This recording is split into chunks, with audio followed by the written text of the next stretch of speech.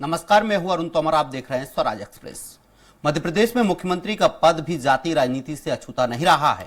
कांग्रेस के सभी मुख्यमंत्री सबड़ रहे तो बीजेपी ने पिछड़ों को आगे बढ़ाया है। इसके बाद से जाति कितना सियासत में गेम चेंजर होती है, ये किसी से छिपा नहीं है।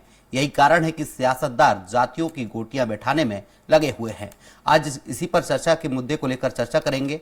उससे पहले देख लेते हैं एक रिपोर्ट। देश में जाति की राजनीति कितनी हावी है, इसका अनुमान शिवराज सरकार के हालिया कार्यक्रमों से लगाया जा सकता है। राज्य में अक्सर दोनों प्रमुख पार्टियां बीजेपी और कांग्रेस जातिगत समीकरण पर विशेष फोकस करती रही है, जिसमें शिवराज सरकार काफी अहम है। शिवराज सरकार ने अब से कुछ महीनों पहले अलग अलग जातियों के लोगों के सम्मेलन में भाग लिया था और इसके बाद जातियों को साधने का प्रयास किया था। इसी कड़ी में शिवराज सिंह चौहान ने हाल ही में टीटी नगर स्टेडियम रोड पर स्थित आयोजित कार्यक्रम में स्मारक का भूमि पूजन किया। कार्यक्रम में केंद्रीय मंत्री नरेंद्र सिंह तोमर, मंत्री अरविंद भदौरिया, भूपेंद्र सिंह, उषा ठाकुर समेत अन्य पदाधिकारी उपस्थित थे। कार्यक्रम में महाराणा प्रताप स्मारक के स्वरूप को लेकर लघु फिल्म भी दिखाई गई। इस अवसर पर मुख्यमंत्री शिवराज सिंह चौहान ने कहा कि हम सभी का मन आनंद, प्रसन्नता और गर्व से भरा हुआ है। आज ऐसा लग रहा है कि जीवन सार्थक और सफल हो गया है। मेरा मुख्यमंत्री बनना सार्थक और सफल हो गया है। दरअसल ब्राह्मण, राजपूत, यादव, कुशवाहा और लोधी समाज का मध्य प्रदेश की राजनीति में वर्चस्व बढ़ता जा रहा है।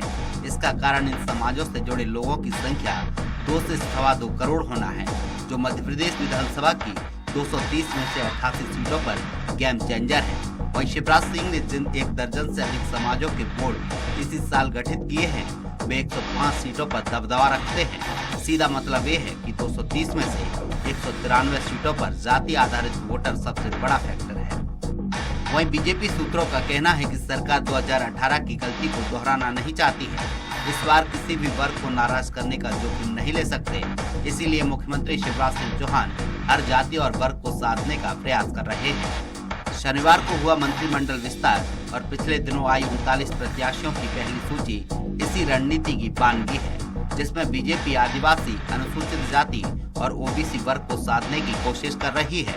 2018 के चुनाव से पहले मध्य प्रदेश में कांग्रेस 1.5 दर्जन समाजों को साधने में सफल हो गई थी। यही वजह है कि बीजेपी प्रदेश में कारगर साबित होते हुए छोटी जातियों को साधने के फॉर्मूले पर मध्य प्रदेश में भी काम कर रही है। समझते हैं एमपी की राजनीति में क्यों हावी हो गई है जातियां। यादव समाज, बुंदेलखंड में पासा पलटने की ताकत, ग्वालियर चंबल में भी प्रभाव। यादव समाज का मध्य प्रदेश की राजनीति में अहम रोल है। इसकी आबादी 80 से 90 लाख है। इनमें से 50 लाख से अधिक वोटर हैं, जो आगामी विधानसभा चुनाव के नतीजों पर काफी प्रभाव डाल सकते हैं।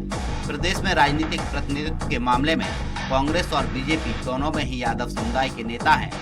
कांग्रेस में पूर्व केंद्रीय मंत्री अरुण यादव लंबे समय से अहम पदों पर रहे हैं। इस चुनाव में उन्हें बुंदेलखंड के यादव बहुल 4 जिलों की जिम्मेदारी दी गई है। बीजेपी में उच्च शिक्षा मंत्री मोहन यादव, उज्जैन दक्षिण, ब्रजेंद्र सिंह यादव, मुंगावली और शिशपाल यादव पृथ्वीपुर जैसे विधायक इस समुदाय से ही हैं। राजपूत समाज, 40-45 सीटों पर दबदबा, करणी सेना जैसे ताकतवर संगठन। पिछले विधानसभा चुनाव से ठीक पहले SC/ST एक्ट के विरोध में सवर्ण समाज के संगठनों ने प्रदर्शन किए थे। इसमें राजपूत समाज के करणी सेना जैसे संगठनों ने अगुवाई की थी। भले ही राजपूत समाज की आबादी करीब 65 लाख है, लेकिन राजनीतिक नेतृत्व में इनका दबदबा है। प्रदेश की 230 सीटों में 34 सीटों पर इस समाज के विधायक हैं।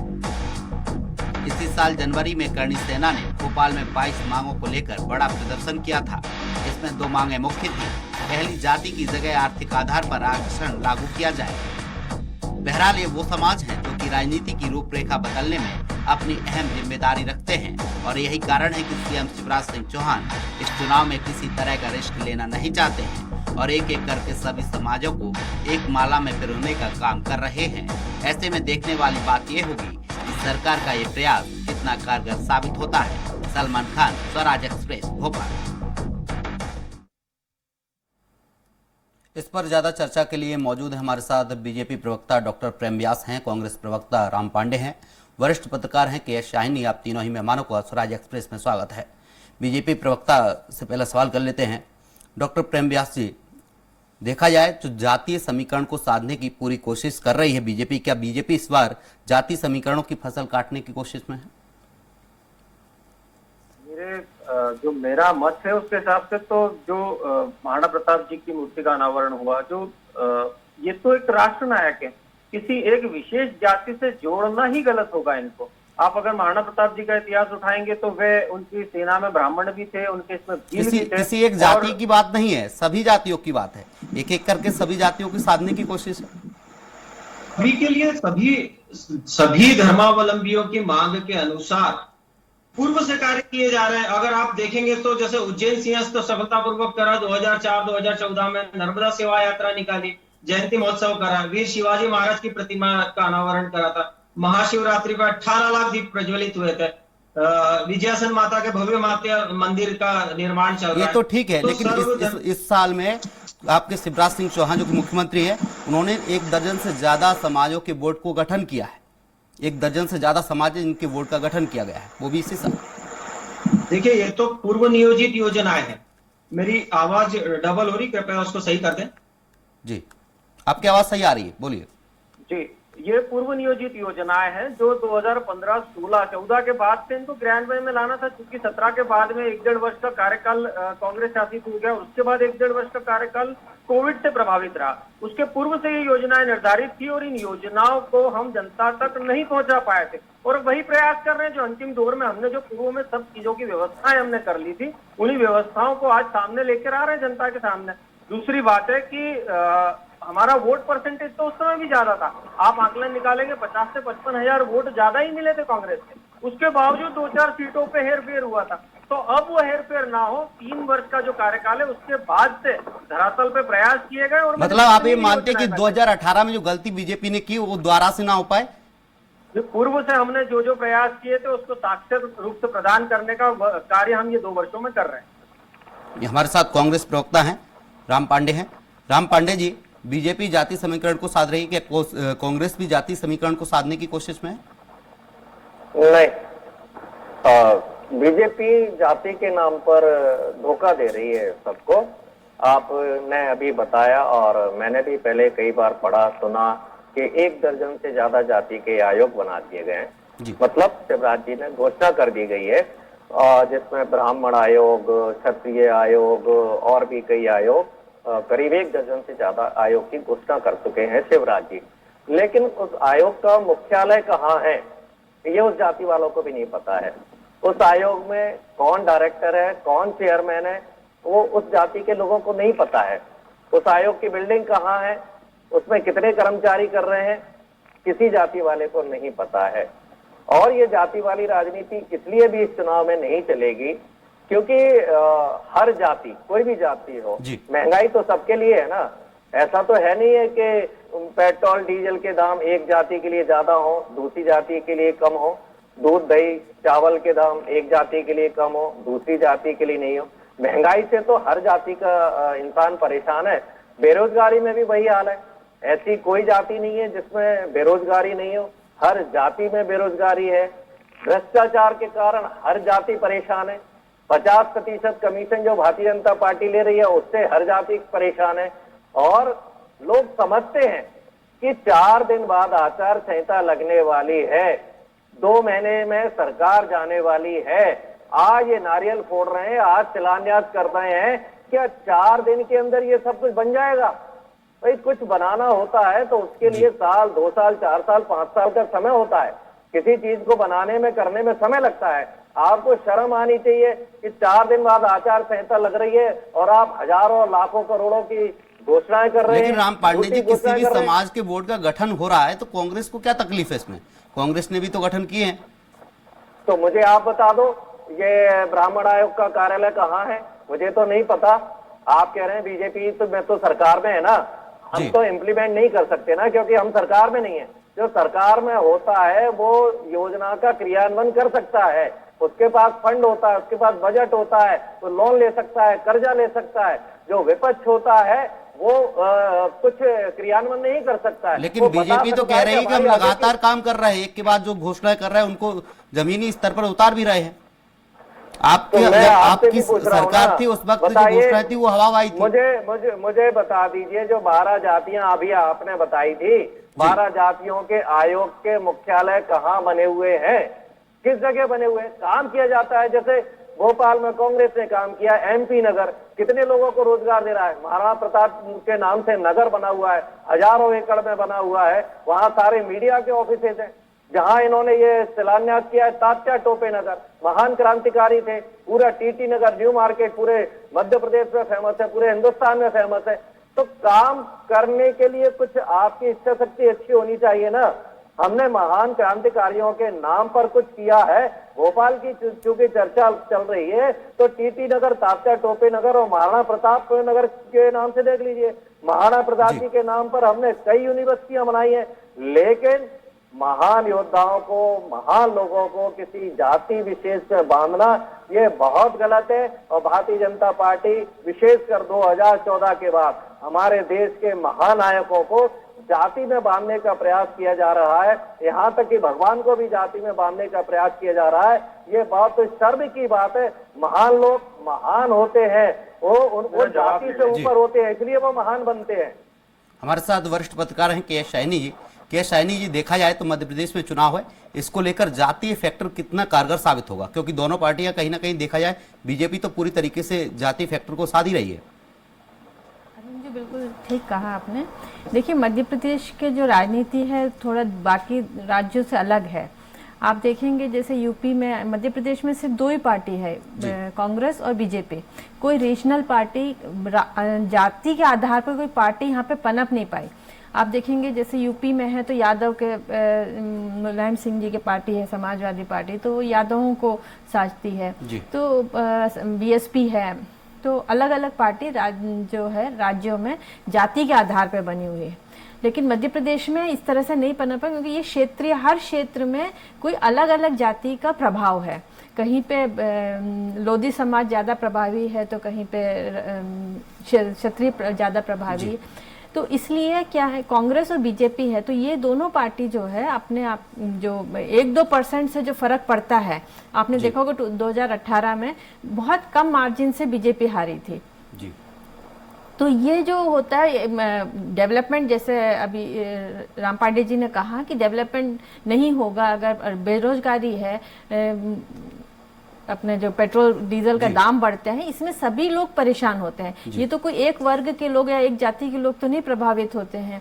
लेकिन जहां इसका सवाल आता है, 1-2% से जब चीजें बदल जाती हैं तो जाति को साजने की कोशिश करती है सारे राजनीतिक दल, पर इससे कहीं ना कहीं आपका जो मेन मुद्दा है वो पीछे हट जाता है चुनाव के समय पे, और जनता को आप एक तरह से डाइवर्ट कर देते हो जाति के आधार पे जी। तो ये एक स्ट्रैटेजी होती है पॉलिटिक, और इसमें कोई बहुत आश्चर्य होने की बात नहीं है।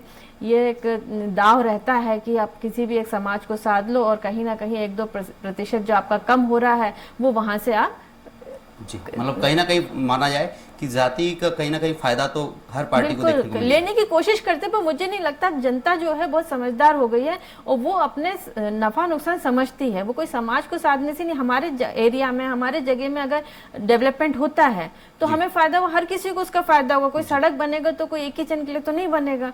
कोई दाम कम होंगे पेट्रोल डीजल या रसोई गैस का, तो वो एक ही धर्म को तो नहीं मिलेगा, एक ही जाति को नहीं मिलेगा, सबको मिलेगा। तो जनता अब इतनी समझदार हो गई है कि जाति के आधार पर आप बांटने की कोशिश करो तो ये संभव नहीं है। लेकिन फिर भी राजनीति है, राजनीति अपना काम करते रहते हैं। डॉक्टर प्रेम व्यास जी, ग्वालियर चंबल में नरेंद्र सिंह तोमर को मैदान में उतारा गया है, केंद्रीय मंत्री हैं। माना जा रहा है कि बीजेपी इस बार ग्वालियर चंबल में कमजोर है, इसलिए मंत्रियों को वापस विधायक का चुनाव लड़ा रही है। देखिए, मैं आपकी दोनों बातों का जवाब दूंगा, क्योंकि राम पांडे जी ने कुछ प्रश्न करे थे, मैं उसका भी जवाब दे दूं, और मेरे को लगता है इसके जवाब आपको सुनना भी चाहिए। जैसे इन्होंने कहा कि जाति व्यवस्था तो संपूर्ण सनातन धर्म हम एक ही मानते हैं, चाहे वो कोई भी हो। वीर शिवाजी महाराज को हम अलग नहीं मानते, हम महाराणा प्रताप जी को अलग नहीं मानते, हम बिरसा मुंडा भगवान को अलग नहीं मानते, हमने रानी कमलावती स्टेशन बनाया, हम उनको अलग नहीं मानते। तो हम तो सबको सर्वधर्म संभाव के साथ लेकर चलते हैं और सभी के इसके लिए सोचते हैं। दूसरा जो इन्होंने कहा जाति व्यवस्था, इन्हीं के अलायंस वहां पर बिहार में जोर शोर से विरोध कर रहे हैं, जातीय मतगणना के आधार पर तो मांग करी जा रही है। वहां ये सिलेक्टिव चुप्पी धरते हैं। दूसरा, 60 वर्षों का जो कार्यकाल था कांग्रेस का, ऐसी क्या बड़ी उपलब्धि मध्य प्रदेश को कांग्रेस ने दी है? सिर्फ भ्रष्टाचार करा है, उन्मूलन करा है, सभी जातियों के साथ अत्याचार का है, चाहे वह हिंदू धर्म, सनातन धर्म के अंदर की जातियां हो, चाहे मुस्लिम तुष्टीकरण की बात हो, सभी धर्म के साथ में तुष्टीकरण की राजनीति करना, और उसके बाद वैमनस्य फैलाने के पश्चात 10-20 वर्षों के भारतीय जनता पार्टी के कार्यकाल, मैंने आपको इसीलिए दोनों चीजें बताई थी कि महाराणा प्रताप किसी एक धर्म के नहीं है, महाराणा प्रताप के लिए तो सभी धर्म एक थे। आप अगर उनका पुराना इतिहास देखेंगे तो उनका जो सिक्का चलता था, राजकीय मुद्रा, उसमें एक तरफ भील राणा हुआ करते थे और एक तरफ महाराणा प्रताप। आज ये अगर कह रहे सिर्फ राजपूतों के लिए, तो सिर्फ राजपूतों के लिए नहीं है, वे सर्वधर्म संभाव के प्रतीक है। मुस्लिम भी थे उनके सेना में, मुस्लिम भी लड़े थे, और ऐसे ही वीर शिवाजी महाराज का स्मारक बनाया था, तब भी ये बात हुई थी। बाबा साहब भीमराव अंबेडकर का बनाया, वो तो पूर्व में बना चुके हैं ना, आज तो नहीं हम SC/ST को साधने के लिए बना रहे, वो तो पूर्व में भव्यता के साथ बन चुका है, और कई वर्षों से उस भव्यता को अनुमोदन प्रदेश की जनता कर रही है, राष्ट्र की सभी जनता कर रही है। तीसरी चीज है, जो पर्यटन विभाग होता है, जब पटेल साहब की लौह पुरुष की प्रतिमा बनाई गई थी, तब भी इन्होंने इसी तरह छाती पीटी थी कि सिर्फ पटेल समुदाय के लिए बना रहे हैं। आज आप देखिए, ताजमहल से 56 करोड़ रुपए का लाभ हो रहा है, तो उनकी मूर्ति को देखने के लिए पर्यटन विभाग को 75 करोड़ रुपए का लाभ अर्जित हो रहा है। ये दोनों बात है, पर्यटन विकास और पर्यटन विकास के अंतर्गत महाकाल लोक का उदाहरण, ऐसे कई उदाहरण है, पर्यटन विभाग से भी आय अर्जित होती है। दूसरी चीज है, उसका एक सांस्कृतिक महत्व भी है। तीसरी चीज जो आपने नरेंद्र सिंह जी के लिए कहा, तो मैं पिछली जो सबसे फर्स्ट लिस्ट जारी हुई थी, उसके बाद ही मैंने इस बात का अंदेशा हर चैनल के माध्यम से दे दिया था कि जहां संगठनात्मक दृष्टि से जिस कार्यकर्ता की आवश्यकता होती है, चाहे वे केंद्र में कार्य कर रहा हो, चाहे प्रदेश में कार्य कर रहा हो, भारतीय जनता पार्टी का कार्यकर्ता कर्तव्यनिष्ठ है, और किसी भी पद पर मुख्यमंत्री भी अपने आप को कार्यकर्ता कहते हैं और प्रधानमंत्री जी भी अपने आप को प्रधान सेवक कहते हैं। या फिर ये मान लिया जाए कि 2018 में जहां से आप हारे थे, जो सीटें हारे थे, दिमनी की सीट कांग्रेस के खाते में गई थी, तो नरेंद्र सिंह को उतार दिया, क्योंकि अगर नरेंद्र सिंह नहीं आते, किसी और प्रत्याशी को आप उतारते, तो हो सकता था कांग्रेस फिर से वो सीट हथिया लेती। निश्चित रूप से वहां की जनता की मांग और फील्ड में जो सर्वे हुआ था, वो नरेंद्र सिंह जी तोमर के फेवर में था। तो ये तो हम पूर्व से कहते हैं कि जो सर्वे में जिनका नाम आएगा, चाहे वे केंद्र में राजनीति कर रहे हैं, चाहे प्रदेश में कर रहे हैं, उनको मौका दिया जाएगा, वे सहर्ष स्वीकार भी कर रहे हैं। और अभी आपने देखा होगा, कॉन्फ्रेंस के माध्यम से वे अपने दायित्वों का निर्वहन भी कर रहे हैं। अभी बीकानेर और यहाँ पर सौगातें उन्होंने दी है, कॉन्फ्रेंस के माध्यम से वे अपना कार्य भी कर रहे हैं, तो वे उनका कार्य भी कर रहे हैं। और जब तक वे प्रदेश राजनीति में पूर्ण रूप से नहीं आ जाते, जब तक वहां पर किसी अन्यत्र व्यक्ति का स्थानांतरण नहीं हो जाता, तब तक वे दोनों कार्य को सुचारू रूप से अपने स्तर पर करते रहेंगे। जी, राम पांडेय जी हमारे साथ। बीजेपी ने जिन जिन केंद्रीय मंत्रियों को, सांसदों को टिकट दिया है, वो अपने गढ़ में छत्रप हासिल किए हुए हैं। कांग्रेस इनसे कैसे बाज पा पाएगी, कैसे इनसे जीत पाएगी? जी, कैसे छत्रप हासिल किए हुए? नरेंद्र सिंह तोमर का ग्वालियर में घर है और वो विधानसभा नरेंद्र सिंह तोमर हार चुके हैं। नरेंद्र सिंह तोमर जी ने पूरी ताकत लगा दी थी, रात दिन वहीं पड़े रहे थे, और नरेंद्र सिंह तोमर अपनी विधानसभा ग्वालियर वाली हार गए। मेयर का चुनाव हुआ, नरेंद्र सिंह तोमर जी का घर ग्वालियर में आता है, पूरी ताकत लगा दी नरेंद्र सिंह तोमर जी ने बीजेपी का मेयर बनाने के लिए, मेयर का चुनाव हार गए। नरेंद्र सिंह तोमर सांसद कहाँ के? मुरैना के। मुरैना की 6 सीट हार गए, जहां से टिकट मिला था वहां भी हार गए, और उस सीट पर तो नरेंद्र सिंह तोमर जी ने रात दिन मेहनत की थी, तो उनके नेतृत्व में मुरैना की सारी सीटें हार चुके थे, तो जहां से टिकट मिला है वो सीट भी हार गए थे। तो नरेंद्र सिंह तोमर तो वहां से मतलब हार मान चुके हैं, पहले ही हार चुके हैं। आप यही हाल इनके जो दूसरे 7 सांसद हैं, लगभग सभी के क्षेत्र में यही स्थिति बनी हुई है। सिंधिया जी जिस विधानसभा में रहते हैं, उस विधानसभा को सिंधिया हार चुके हैं। सिंधिया जी जिस विधानसभा में रहते हैं, जिस शहर में रहते हैं, जहां उनका वोट है, वो महापौर का प्रत्याशी हार चुके हैं। तो ये मध्य प्रदेश में जितने भी जो बड़े नेता आ रहे हैं तथाकथित, ये प्रमाणित करता है। और जनता से पूछो आप, तो जनता यही कहती है कि चुनाव लड़ने के पहले ही भारतीय जनता पार्टी ने अपने हथियार डाल दिए, और मोदी जी के लिए तो अच्छा है, हारेंगे तो कम से कम केंद्र में ज्यादा नहीं चिल्लाएंगे, और हारना तो तय है ही, जीत की तो इनकी कोई संभावना नजर आती नहीं है। और जहां तक जातिवाद की बात की, इनके प्रभारी है, उन्होंने क्या कहा था मुरलीधर राव जी ने कि ब्राह्मण बनिए मेरी जेब में है। उसके बाद एक इनके कार्यकर्ता ने ब्राह्मण बनियों को गालियां दी, भागवताचार्यों को गालियां दी, इतना कहा कि जो भागवत कथा पढ़ते हैं धीरेन्द्र शास्त्री जैसे लोग, ये आगे महिलाओं को ताड़ते हैं। उस आदमी लेकिन को भागवत इन्होंने कथा तो टिकट कांग्रेस दिया भी है। करवाती है, भागवत कथा तो कांग्रेस भी करवाती है। राम पांडे जी, भागवत कथा कांग्रेस भी करवाती है, कमलनाथ ने भागवत करवाया है। देखो आपत्ति है इनके हाँ, तो स्टेटमेंट हमने में, तो ये कराया है जो ना, ये उनको गालियां दे रहे थे। स्टेटमेंट दिया है, इन्होंने कहा आपत्ति। धीरेन्द्र शास्त्री महिलाओं को ताड़ते हैं, ये प्रीतम लोधी ने कहा आपत्ति है, है। पूर्ण रूप ये से प्रीतम आपत्ति लोधी है, जिनको क्योंकि इन्होंने जिनके टिकट दिया नेताओं ने है, प्रीतम लोधी सनातन जिनको धर्म टिकट के दिया है, खिलाफ जो ये इतना स्टेटमेंट दिया, जाति ये बात सिर्फ कर रहे हैं कि उसको ब्राह्मणों को प्रकाश गाली में देने वाले लाने को के टिकट लिए दे रहे बातें कर हैं, रहे हैं। बनियों को गाली देने वाले को टिकट दे रहे हैं, केवल इनको वोट चाहिए। उधर उमा भारती को अपमानित कर रहे हैं, उमा भारती को भी अपमानित कर रहे हैं, उमा भारती को ये जन आशीर्वाद यात्रा में नहीं ले गए, लोधी समाज को भी अपमानित कर रहे हैं। ये चित्रपट दोनों कर रहे हैं अपनी, इनका मुंह बंद कराइए। ये फर्जी आदमी को क्यों बना रखा है आपने? जब ये बोल रहे थे मैं चुप था, मैं बोल रहा हूँ इनका मुंह बंद कराइए। फालतू फर्जियों को बुला लेते हैं। डॉक्टर प्रेम व्यास जी सुन लीजिए, डॉक्टर प्रेम व्यास जी सुन लीजिए, राम पांडे जी। देखिए ऐसे लोगों को मत बुलाया कीजिए। जब ये बोल रहे थे मैं चुप था, मैं बोल रहा हूँ उनको चुप रहना चाहिए। नहीं, आप अपनी बात भाई रखिए, ब्राह्मण प्रेम बनियों व्यास को जी सुन गाली रहे दे हैं। रहे हैं, उनका अपमान किया। मैंने ठीक दोनों है, बातें लोधी सुनी। समाज में ठीक, जान उमा लेता भारती जी हूं का आप। प्रेम व्यास जी, आपका नंबर आएगा, आप बोलिए, आपको मौका मिलेगा। जन आशीर्वाद यात्रा में नहीं लेकर आ रहे हैं, क्या कारण है? जिस उमा भारती के कारण ये सत्ता में आए थे, उस उमा भारती का सम्मान कर रहे जी। हैं। ये ब्राह्मण बनियों को जेब में कहते हैं, उन ब्राह्मण बनियों का अपमान हमारे कर साथ रहे हैं। वरिष्ठ भागवत पत्रकार के आचार्य एस साइनी जी हैं। शास्त्री को कह रहे हैं ये हमारे साथ महिलाओं वरिष्ठ को पत्रकार ताड़ते के हैं एस साइनी जी। राम वहाँ। पांडे जी भाई, रोकना हमने तो चाहूंगा, पता कराई ना, राम पांडे जी, कमलनाथ राम पांडे जी को रोकना पता चाहूंगा, राम पांडे जी रोकना चाहूंगा। के एस साइनी जी, देखा जाए बीजेपी ने इस साल में कई समाजों के गठन किए हैं, उनके बोर्ड बनाए हैं, घोषणा की है। क्या इसका फायदा बीजेपी को मिलेगा और इसका नुकसान कांग्रेस को कितना हो सकता है? अरुण जी, ये सिर्फ बीजेपी या दोनों बीजेपी कांग्रेस जो है अलग अलग धर्मों को साधने की कोशिश कर रही है। जहां कमलनाथ जी ने अभी बागेश्वर धाम जी का उनका वो करवाया था, प्रवचन करवाया था, और बीजेपी जो है अभी जैसे आपने कहा अलग अलग समाजों को का पंचायत करके या उनको कमीशन बना के उनको साधने की कोशिश कर रही है। लेकिन मेरा ये कहना है जो भी पार्टी है तो जनता के सामने जाना होगा। जनता जिसको चुनेगी वो अपने आधार पे, राजनीति जो है अभी भी वो पुराने तरीके से राजनीति कर रहे हैं। उनको समझ ही नहीं आ रहा है कि जनता काफी आगे निकल चुकी है। वो अपना जो बुराई या अच्छाई जो है वो एक जात या समाज से नहीं देख रही है। वो ये देखते हैं कि हमें कितना लाभ हुआ, हमारे एरिया में, हमारे क्षेत्र में कितना डेवलपमेंट हुआ है, हमारे यहाँ नौकरी मिल रहा है कि नहीं मिल रहा है, हमारे खाने के लिए थाली में खाना आ रहा है कि नहीं आ रहा है। ये मुद्दे उनके लिए मेन रहते हैं। अगर राजनीति इस धर्म के आधार पे, जाति के आधार पे डाइवर्ट करने की कोशिश करेंगे, इससे जनता तो नहीं बहक जाएगी। जनता आज की तारीख में समझदार है और जब चुनाव आएगा तो निश्चित तौर पर पता चलेगा कि किसने किया है। आरोप मरने से तो काम नहीं चलता है और सीरियसली डेवलपमेंट का काम पे ध्यान देना चाहिए पॉलिटिशियन और पार्टीज को। जी, समय का अभाव है, तो बीजेपी प्रवक्ता है हमारे साथ डॉक्टर प्रेम व्यास जी, आपका बहुत बहुत शुक्रिया। और राम पांडे जी हैं, कांग्रेस प्रवक्ता हैं, आपका भी बहुत शुक्रिया। के एस शाइनी है, वरिष्ठ पत्रकार है। आप तीनों ही मेहमानों का स्वराज एक्सप्रेस में जोड़ने के लिए बहुत बहुत शुक्रिया।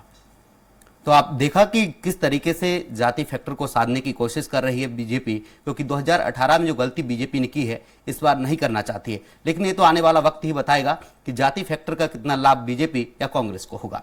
फिलहाल के लिए हमारी बिग डिबेट में इतना ही। आप देखते रहिए स्वराज एक्सप्रेस। नमस्कार।